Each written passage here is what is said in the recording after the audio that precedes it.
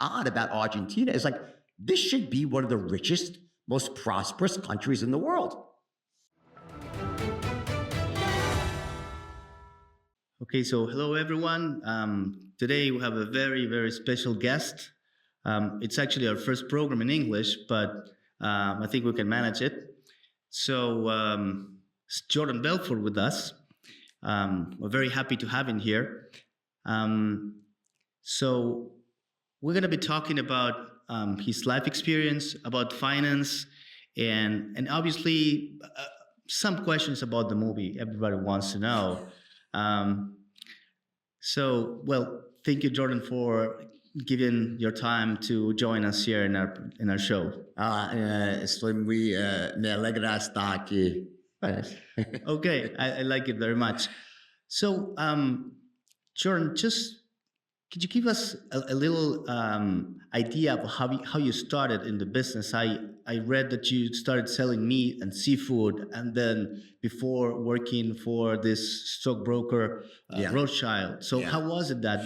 So, I mean, it really goes back even before that, but the short story, because I could tell a really good long story. So, but the short story is I was one of those, kids, like from the time I was 5, I was just always like an entrepreneur and a hustler, salesperson.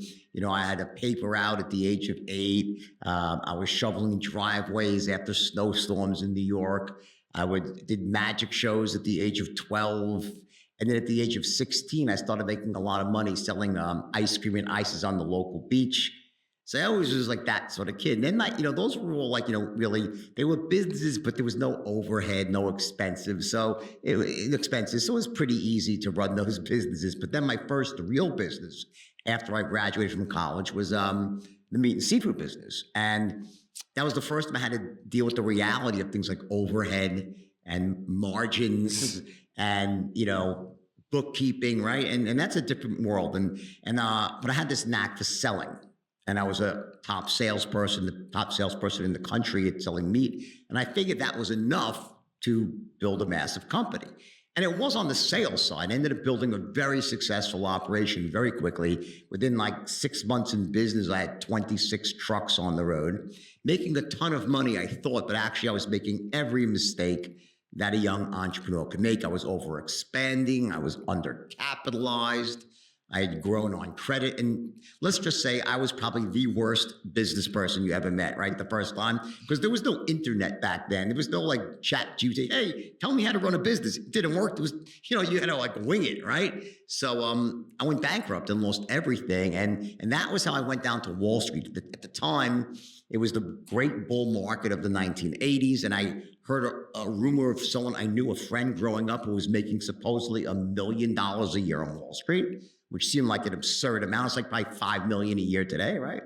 And sure enough, it turned out it was true. And I decided I'm going to go to Wall Street. And that's what I did. And I really had to sell myself a job because I had no resume and I just declared bankruptcy. So, I got this job at this broker from LF Rothschild. And it was a prestigious big name firm on Wall Street. And I studied for about 7 months, right? And my first day, finally, when I was able to get my license and start calling, was Black Monday, when the stock market went down 508 points in a single day. And just like that, the firm, LF Rothschild, that had been in business for 100 years, 112, I think, shut its doors, just like that. And I was out of a job. And that was really how I landed in the world of selling penny stocks because, Wall Street basically shut down for a time. They weren't hiring. And I answered this blind ad in the newspaper. I found some firm locally in Long Island, which is like maybe 35 minutes outside of Wall Street, right? And I kind of lived near there. And so I answered this ad. When I walked into this brokerage firm, it was just like the movie. Like, it was like going back to the caveman days. No computers, kids in jeans and sneakers. And I say kids, I was 24 at the time. These kids were 18, 19, right? And they were cursing and screaming and it was just, I couldn't believe what I saw, right? And I had the benefit of seeing how things were being done at the big firms. And then I saw how things were being done at the small firm. And I was like, okay, well, I'm going to bring that sort of bigger firm cachet. And I had this ability to sell and close, right? So I brought that to the penny stock world. And like literally, just like the movie, the first call, I closed with a $5,000 sale, which was one of the biggest trades in penny stock history. And all the other kids were like, how'd you do that, right? That was the start of it. And from there, after a very short period of time, I made a lot of money very quickly. And then 6 months later, I decided to open up my own brokerage firm. And I found this middle ground, like $5 to $10 stocks, right? And that's sort of like how it happened, I started Stratton, just like that. I read your book. I know you have many books, but that's the G-rated version, by the way. Okay, that's great. I read the book, The Way of the Wolf, right? And for everyone that's seen us, for me, it was a great book of sales. And one of the things that really caught my attention was this idea of someone needing to build a story in order to build trust. Because in the end, people won't buy unless they trust you. So what really seems to me is that you were able to write this book because in the end, you're like a natural seller. You're like a natural salesman. Right. Is that so? Yeah, so I am certainly a natural born salespeople, and there are others. It's rare, but there are some, right? What the reason The Way of the Wolf is so effective, it's the straight line system is what I teach, right? And the book explains that, is that, if you were to ask the average person, like, what is it that you do when you sell? What are you actually doing? They'll say, well, I'm making people trust me. Or, I'm really good at building rapport. Or I'm an expert at overcoming objections, right? And while all of those things by themselves, they're true, that's not really what you do when you sell. You actually are doing a very specific thing when you sell, right? And that is you're transferring the emotion of certainty. In other words, if you're a salesperson selling a product, right, or service, right, then obviously, you love this product, you love the service, you know how great it is, you know everything about it. So you're very certain that the customer should be buying because it can help them fill their need, eliminate their pain points, right? So you yourself are certain. The customer, the prospect at this point, is not as certain as you. Why? Because they don't know all the things about your product. They don't know how awesome it is, how it could solve their problem, right? So you're at a very high level of certainty. They're at a relatively low level of certainty. So what you're really doing when you sell is you're essentially transferring that certainty that you feel inside to the prospect to make them hopefully almost as certain as you are, so they buy, right? Now, when you think about that, when you think about certainty, the first thing that comes to most people's minds is the product. Like, okay, well, they have to be certain that the product or the service is awesome, that it's going to solve their problems, it's going to eliminate any pain they have, it's got a great cost-benefit ratio, the value proposition makes sense, right? They have to be absolutely certain, right, about the product. And that's true. But there's more than that because, yes, someone could be very, very certain about the product, like 100% certain, you're right, it's a great product. But what if they don't trust you, the person who's trying to sell it to them? Are you going to buy from someone you don't trust? No, you're not going to. So it's not enough that you make someone certain about the product. They also have to become certain about you. You're selling yourself, not just the product. And for that matter, they also have to be certain about the company that stands behind the product. There's going to be a company that's delivering a service, offering a guarantee, or whatever it might be. So there are these three core elements. They must be certain about the product, certain about you, certain about the company, right? So essentially what you're doing when you sell, when you are convincing, closing someone, is you're essentially building certainty for all three of those things, sometimes separately and sometimes at the same time, okay? And your goal is to get someone extremely certain about all three of those things and ask them for the order to buy. And if you've done your job well and they're very certain, you have an excellent shot, right? So that's like one part of the system. But on top of that, there's other things involved too. There are certain rules and guidelines. For example, you can't break rapport. You must build rapport and maintain rapport. Why? Because if you break rapport, you can't influence anything anyone to do anything. You have to be in rapport. Also, to effectively do those three things to build that certainty, you have to be in control of the conversation. You have to, or else it will spiral out of control. And it's very difficult when every conversation becomes different. It's very difficult for a salesperson to line up those elements. So you must take control of the conversation, and then you sort of dictate it and move it down this whole straight line to build this certainty in a very logical way and doing it the same way every time. Well, to do that, you must be perceived as an expert. People want to listen to experts. You must be perceived as being sharp, on the ball, enthusiastic. So the question then becomes, well, how do you do that? So essentially what I'm driving at is this. The straight line, what it does is it divides up a sale into these discrete chunks, competencies, saying you need to do this here, this here, this here.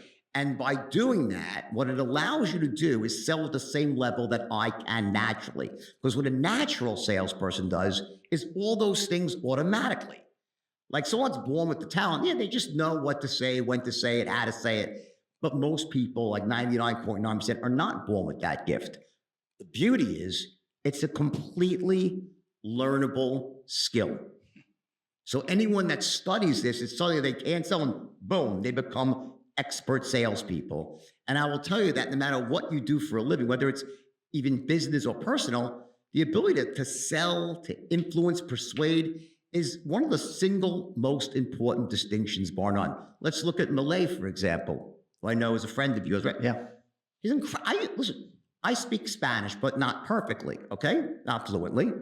I loved watching his videos. I used to send his videos to my friends, and they just laugh and they say, this guy's the best. Listen, afuera, got it. Because his passion, when you look at Milei, there's two things that you know. Number one, he knows what he's talking about.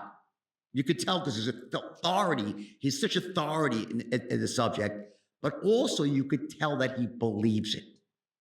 There is no doubt that when you listen to him, the passion, the tonality, the certainty in his own voice, this guy is certain that he's right.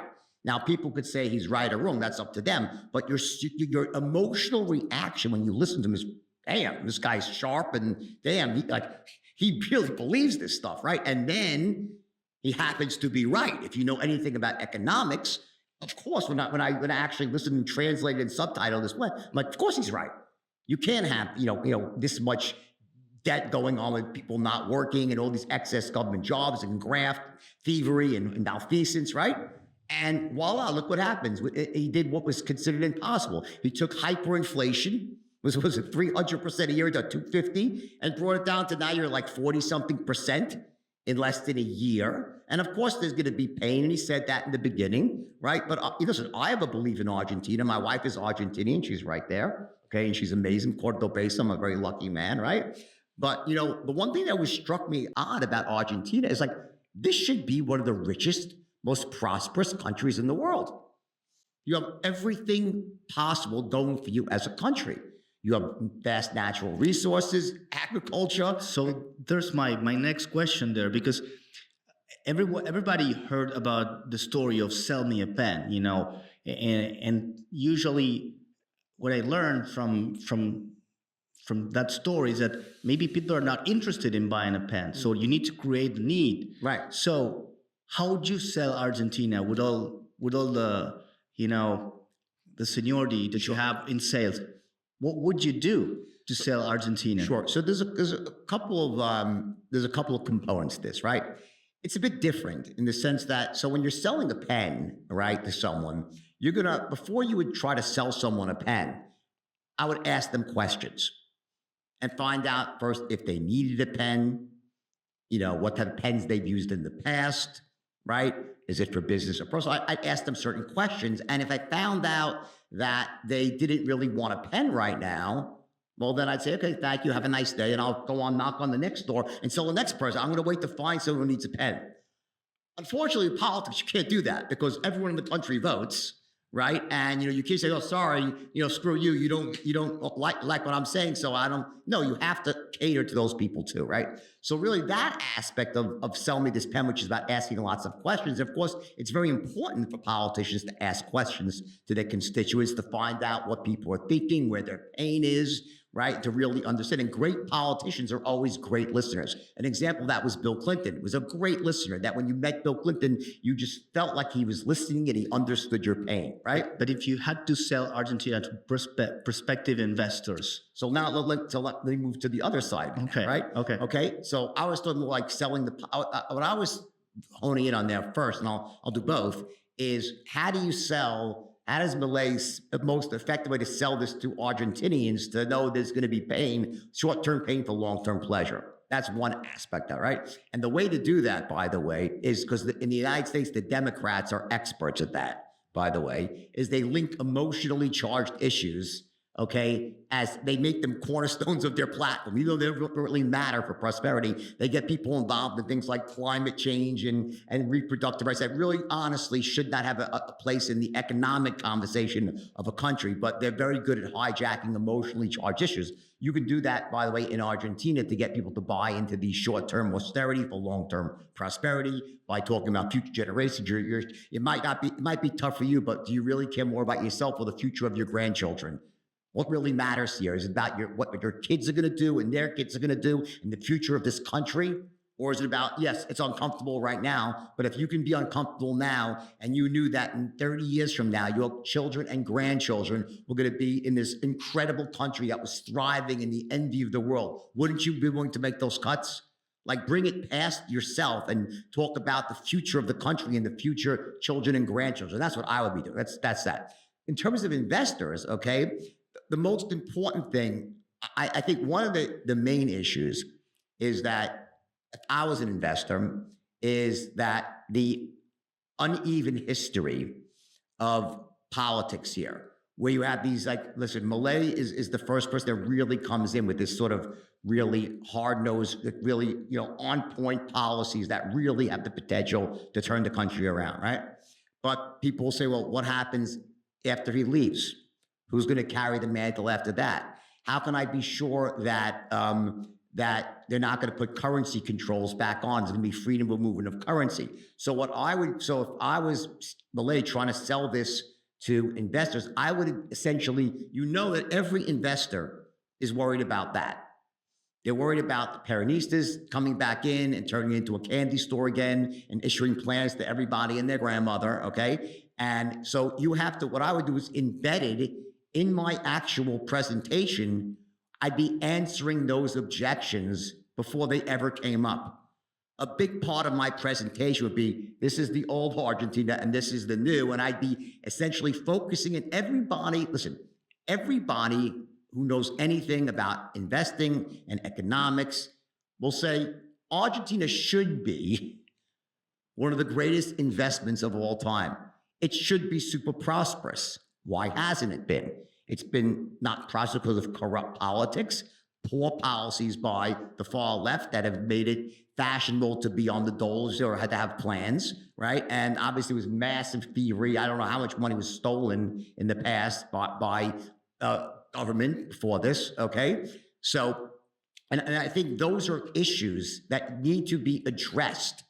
That, like, the downside risks, see, when someone's making an investment decision, they don't only focus on the upside potential.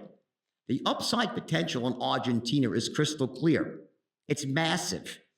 If Milei gets this right and the country has the patience, Argentina is going to be one of the greatest turnaround stories in history. So the upside is clear. But what's the downside? What's the worst that could possibly happen? And when people are making investments, they always are going to ask themselves, what's the worst that can possibly happen? Now, if you don't address it yourself, if you leave it to their imagination or to their own research, people come back and say, oh my God, he's going to leave office. He's not going to run for a second term. The next guy's going to come in. They're going to put currency controls. It's going to be the old game again. All my money's going to get locked up here and I'm going to get screwed. My investors are going to fire me. I'll lose my job at the hedge fund or the pension fund. So they're worried about their downside. So as important it is to make a strong case for the upside, I think that's very easy. The upside here is clear. It's massive. The important is to discuss the downside risk and also explain the strategies that will mitigate that downside risk. What protections are being put in place now to make sure that if investors come back in it, because this country is so ripe for foreign investment right now in real estate, agriculture, technology. You have an educated populace. You have just amazing land. I mean, there's so much that's going for it, the mineral, everything. All you need is to have this sort of understanding that what is that downside, and make sure that downside is limited, whether it's through legislation or just explaining to people, to investors. And by doing that, I think you go a very long way of not leaving it like, don't make it the elephant in the room, as they say. Where like, you don't really want to talk about that. No, I bring up that downside very, very heavily and say, here's your downside. And let me tell you why that's not going to come to pass, what we've done to mitigate that downside. Here are the protections we're willing to put into place. And by doing that, you dramatically reduce their fear. Like they start saying, well, you know what? Because the upside now becomes huge. The downside is more limited. And that's going to lead people to invest in Argentina. That and hope that Trump wins. Because if Trump wins the election, I think it's great for Argentina. All right? I sincerely am a big fan of Trump in the United States. And most of my friends are as well. So I think Trump and Milei see eye to eye on many, many things. And I think it's going to be wonderful for Argentina if Trump wins. Yeah, I agree with that. So Jordan, let me change the subject a little bit. So imagine for a second you were just right out of college and you needed to, well, you have to start from scratch. What would you do? Would you get into finance? With all the experience that you have gathered throughout the years, what would you do? Would you get into finance or something else? 2 words. Yes. Artificial intelligence. I think this is going to be the biggest thing in the history of humanity. I think we're in the middle right now. In fact, I know we're in the middle of a paradigm shift of how labor, commerce, companies are run, how fortunes are made, how fortunes are lost. I think all the rules are about to change. I think AI is going to be incredibly disruptive, and in some bad ways, but in many, many more good ways. So I think you need to really, if it was me and I was young, I'd be going head first into AI and not trying to build another open AI. I think that ship has sailed. Like, I think what you're going to see happen, like I'm sure many of the people that watch the show have used ChatGPT at one time at least, right? So those large language models, those central brains, right? That's a business that takes billions of dollars to build, right? And also, I don't think that's where the money's going to be made. I think that's going to get commoditized. That cost is going to, this, open source, closed source, right? And with, like, for instance, Meta has released an open source model. And I really believe that's going to be a race to the bottom, okay? I think the real big money's going to be made with people and companies that can help other companies implement AI effectively, that can create applications that allow companies to easily embed, adapt AI into their models, because the cost savings are dramatic. They're going to be dramatic. And there's going to be a lot of jobs lost, but a lot of other jobs created. Do you think a similar situation can be found in the crypto world, in which there are lots of coins and altcoins around, but still not many applications for different blockchains or stuff like that? I think that I would divide cryptocurrency into 2 camps, right? There's legitimate cryptocurrency, and there's all the altcoins and shit coins or whatever you want to call them, right? Many of which is simply either pure speculation, okay, with no underlying fundamental value. And many of them have been created by people who are just trying to separate other people from their money. This is like this, and there's a countless number of these coins and meme coins and altcoins. And if you want to speculate and have fun with that stuff, okay, go ahead. Then there's the legitimate side of cryptocurrency, which is things like Bitcoin, which is an incredibly good store of value, which is now I consider to be mainstream, with the biggest companies in the world like BlackRock taking huge positions in it. So I think I'm very bullish on where Bitcoin goes over the next 5 to 10 years. I own a lot of Bitcoin and I buy more all the time. Okay, I really believe in that. Okay, And then you have Ethereum as well, that's legitimate. And then you have the stable coins, which I believe are very, very valuable too, especially used for moving money, very frictionless way to move money, right? But in terms of like all these other things, I honestly, at this point, I stopped looking at it because it's just a lot of noise and a lot of complication. And frankly, as you said, I haven't seen a lot of great use cases for all of these things other than Bitcoin, Ethereum, still looking for use case, but it's like the backbone of all the devs are building on, right? But what I do think is going to happen with AI, though, is I think that there's a good chance that the intersection of blockchain technology and AI is going to allow for this sort of decentralized marketplaces where we're moving to this world of agents, AI agents, where AIs are going to be doing a lot of the work for you, every person. That normally, you want to book an airline reservation, then you'd go and you'd call the airline and do this or that yourself, right? Or have an assistant. The AI in the next 12 months is going to do all of that for you automatically. You'll say to your phone, hey, book me, find me the best tickets from here to Cordoba or from here to New York, and it will instantly be able to do that, negotiate for you, book it on your behalf, even sound like you. If you want to speak in your voice, it'll sound like you. That's going to happen, right?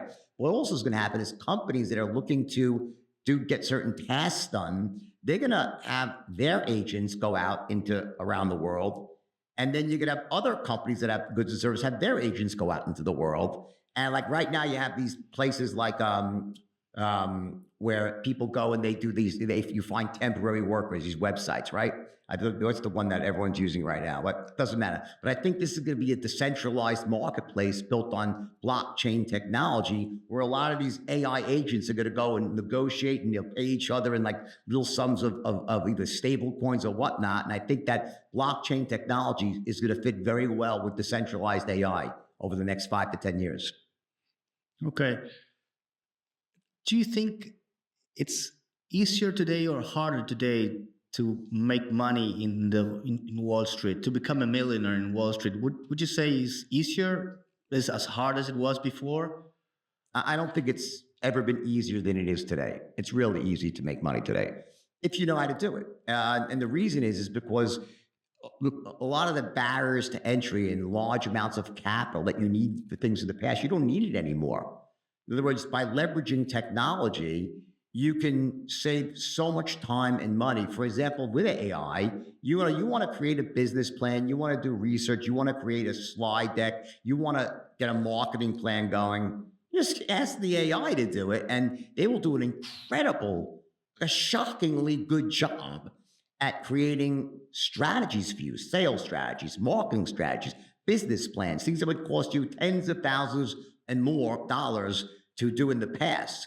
Okay. Also, just, all the things in the cloud right now and the ability to use, automated landing pages, things like ClickFunnels and Shopify. There's so many different ways to make money as an entrepreneur. And in terms of Wall Street, you also have all these automated trading platforms, these very simple ways for people to get into the industry. Now, personally, I am not a big fan of short-term trading. I'm not a big fan of it because I think if you're great at it, then you can make a lot of money. Most people are not very good at it. And when they try to invest for the short term and time the market, they end up losing a lot more than winning. Okay, so I'd be very reluctant to recommend going into the short-term trading business unless you're one of those rare people that can manage your emotions and not throw good money after bad, and you have an uncanny instinct of what's going up and down. Very few people have it, okay, but some do. I think far more intelligent is to, a longer term perspective based on value investing, like a Warren Buffett type of strategy. And the best way to do that is just to buy the S&P 500. That's a little boring for people, okay? It's not a get rich quick scheme, but by using compounding and having patience, you can make a lot of money like that over the long term. So I would say best way to get rich is, have a business, be an entrepreneur, make money, and then put that money into the S&P, buy some Bitcoin, and then just keep making money. And before you know it, 10 years, you've made a fortune. And let me change the subject again. Let's talk about regulation. And my question here is, do they really work to prevent fraud, or are they always behind the curve in what they do?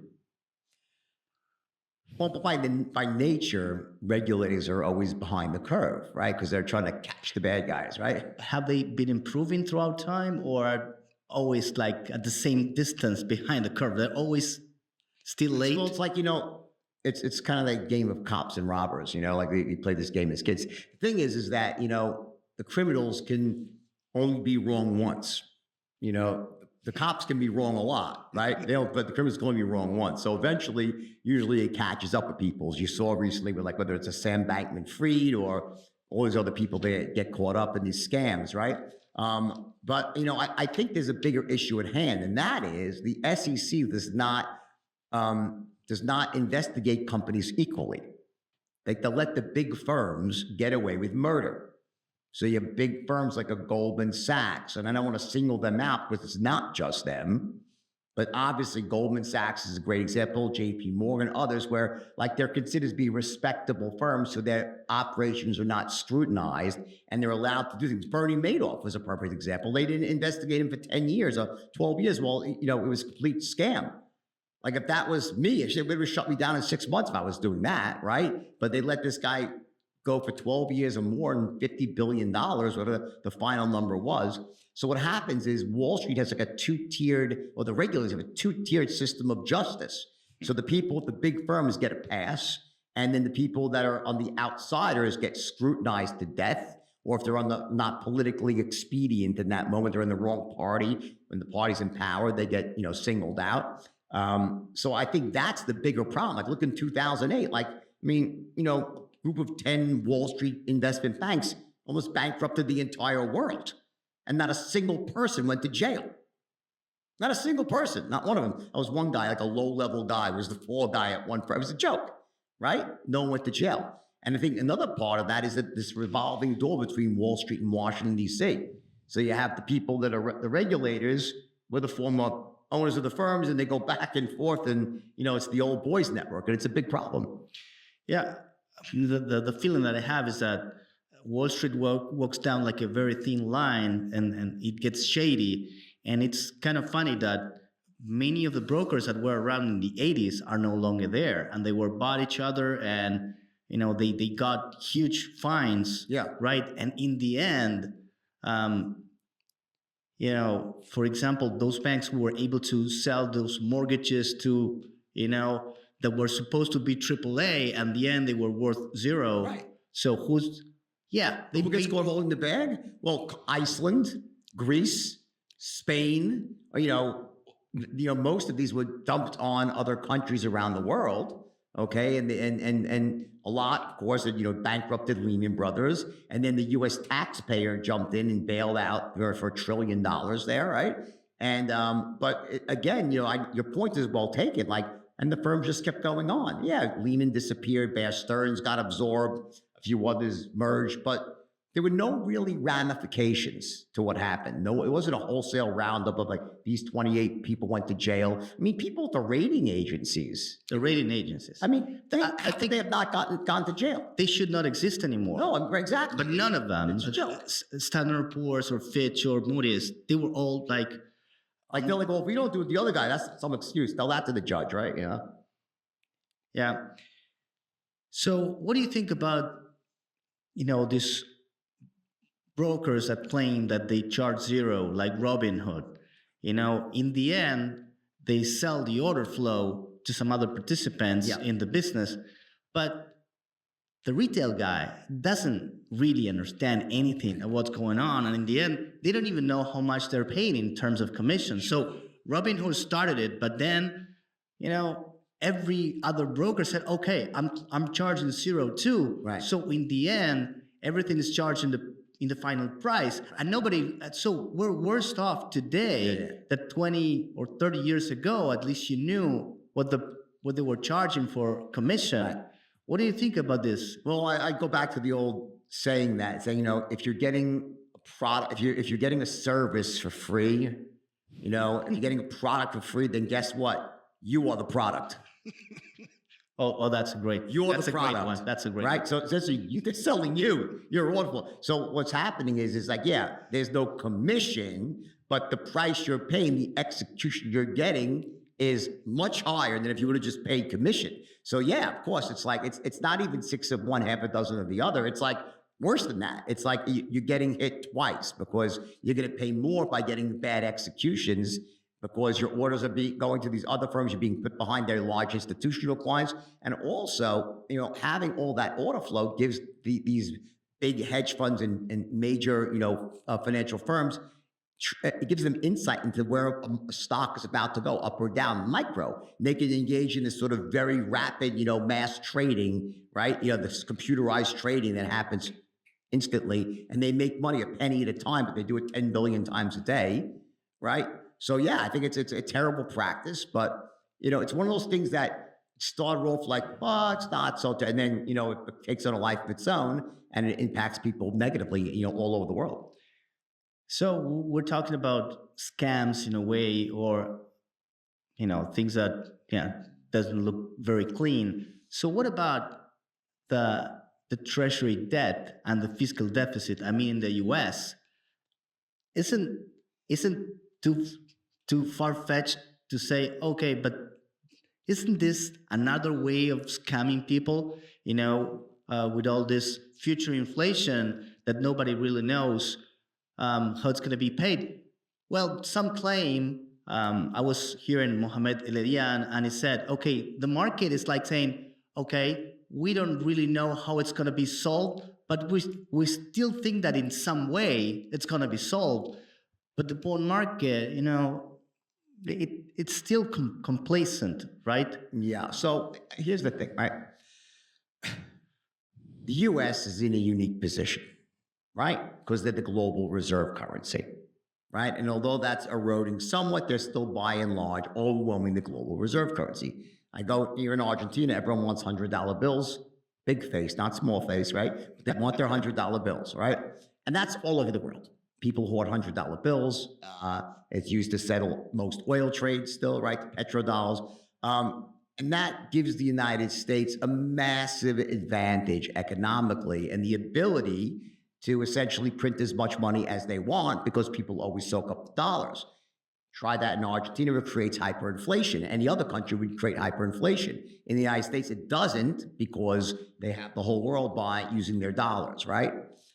Which is why I think that it was so foolhardy for the Biden administration to freeze Russia's assets, because all it did is it drove Russia into the arms of China. It really forced them to come up with this, to accelerate this BRICS idea, which is to come up with a different form of currency that wasn't reliant on dollars. So that I think was a huge error, because I think what the U.S. was to ever lose its position as a global reserve currency, it's over. Then it's game over. It's hyperinflation, and the market crashes.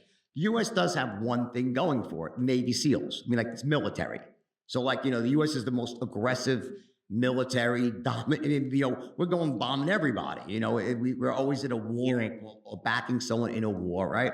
So, I think part of that is that the U.S. is trying to maintain its hegemony around the world. They're trying to maintain their dominance as the world's sole superpower. But really, it's a bipolar world now with China as well, and not as powerful as the U.S. yet.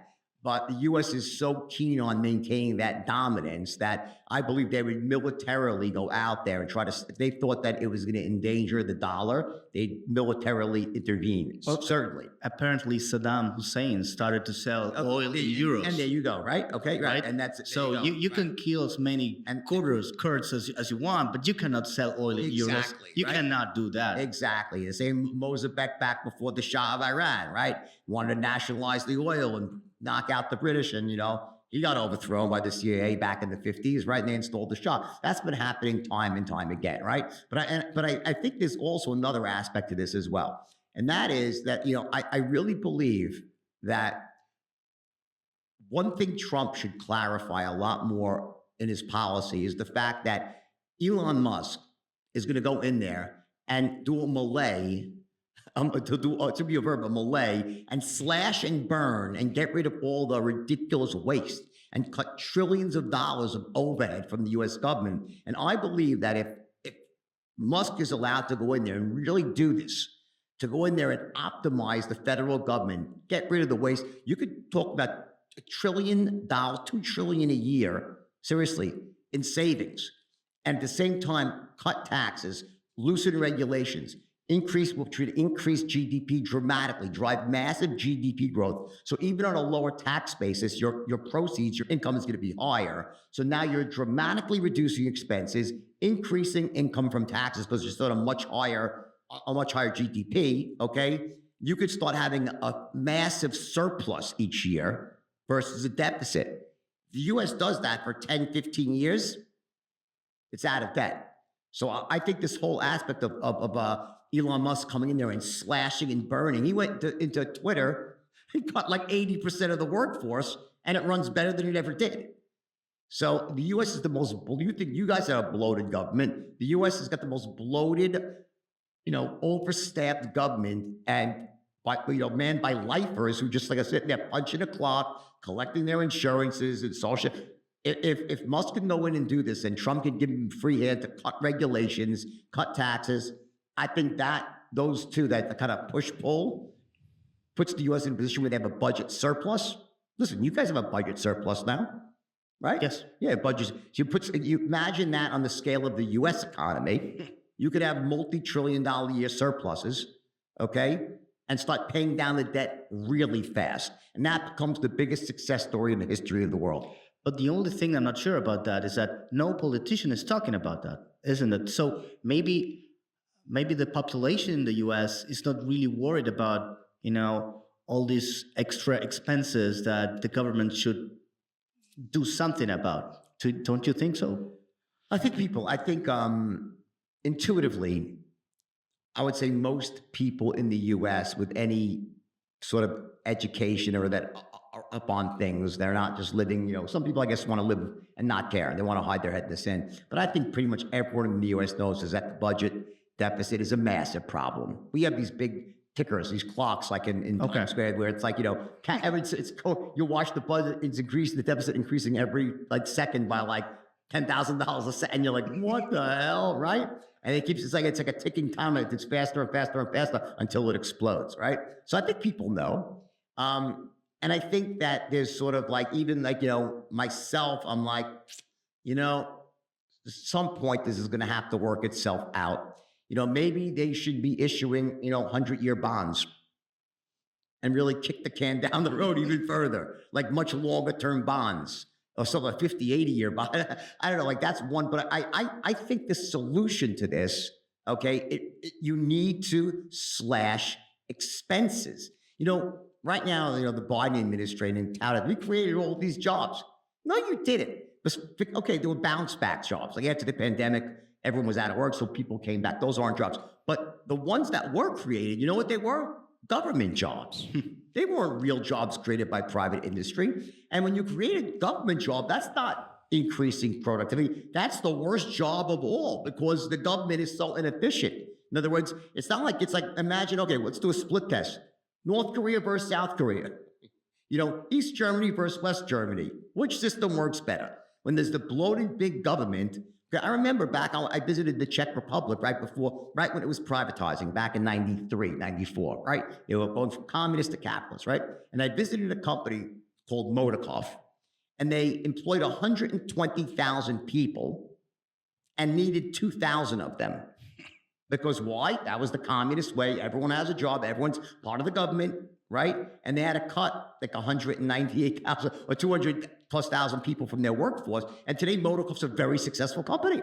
It's very successful, okay? So all these jobs that are being created in the U.S. by the government, it was part of this Build Back Better plan. What a joke. They spent $500 billion, I think, so far on infrastructure, like rolling out high-speed internet to rural areas, and not one home has been lit up with internet. They probably already spent $100 billion of that, and not one home. They have all these charging stations they're putting out. Not one charging station has been activated. Meanwhile, you could have used Tesla's Starlink to reach all these homes, and it would have been no investment, but there was jobs created from all that money. That's taxpayer money. That goes to our deficit.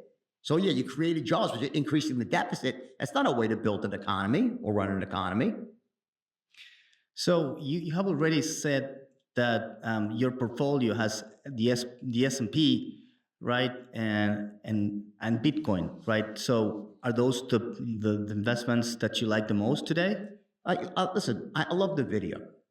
I think the video is going to continue. The stock's going to go up massively. The reason I say that is I just see from my own business, everyone is clamoring. Everyone's so desperately looking for more compute, which is driven by these you can't call them chips. They're big things. These GPUs that NVIDIA makes, right? That is super fast at AI, right? So I believe they have a runway of another 3 to 5 years of just massive growth ahead of them. That said, okay, by owning the S&P, I own the video and a lot of it. Now, I'm not going to make as much as if I concentrated my money into NVIDIA. I have a friend of mine, one of my friends, a good friend, who actually has a place in Argentina. I don't want to say his name, but he put almost like, I think, $300 million into NVIDIA and, tripled his money, doubled his money over a period of 18 months by concentrating. That was a ballsy bet, but he was right. Okay. So, I've been, in fact, for the first time, because I try to be so pragmatic about this and not get emotional about any one individual company. But I'm considering overweighting into NVIDIA right now. Okay, I'm considering about doing that. Okay, I have 2 more questions. So the first one is about the movie. The story about the boat. So what really happened? Was in the Mediterranean Sea? Was this big storm? What really happened there? It's 100% true, but worse. The movie was like the short story. So let me just preface this by saying I'm sober now. I don't do drugs anymore, right?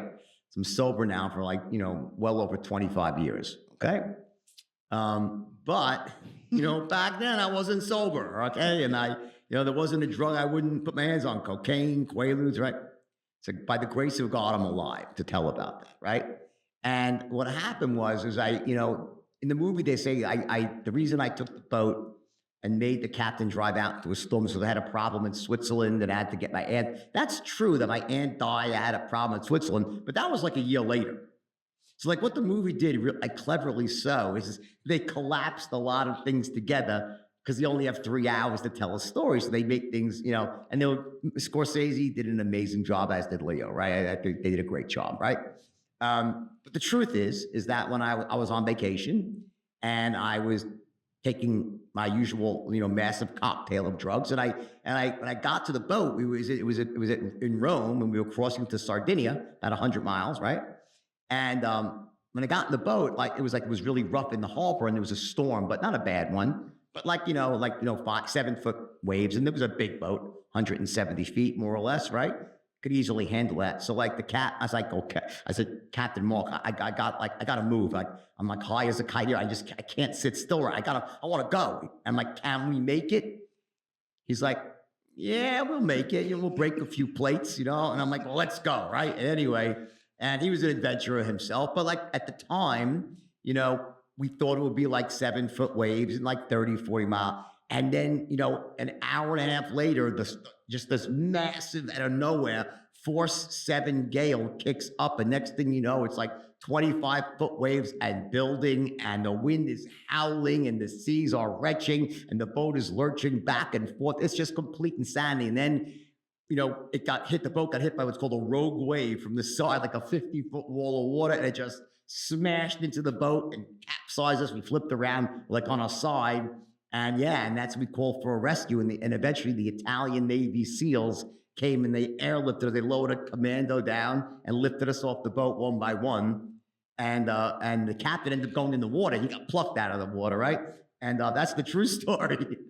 So, but in the end, you said you are sober for many years. Yeah. So, do you think you went through a process of redemption, or a deep change in life in order to overcome and have a second chance for all that? I think there's a couple. I went to jail, right? And I think for me, jail was a really important thing. I didn't think that back then. I wasn't happy back then, but it turned out to be the best thing that ever happened to me. It was just long enough that it wasn't life-destroying, but it was enough to give me a chance to really consider my values and what I thought was most important, which was making money, right? And not that I still don't love making money. I do, but it's not like I don't run a business to make money. I run a business to deliver value to people. And as a result of delivering that value, I make money. So it's a different position in my mind. I'm not saying, how do I make more? How do I make more? I'm like, how do I give a better product? How do I help more people? Because I know if I do that, I know how to monetize it. I can make money from doing that. That was a shift. But also, I think writing the book, that I wrote the book, The Wolf of Wall Street, forced me to really go very, very deep into my own psychology, the good, the bad, the ugly, and really to re-examine, why I was doing the things I was doing, for good and ill. And I felt like when I was done writing that book, I felt like I understood myself so much better.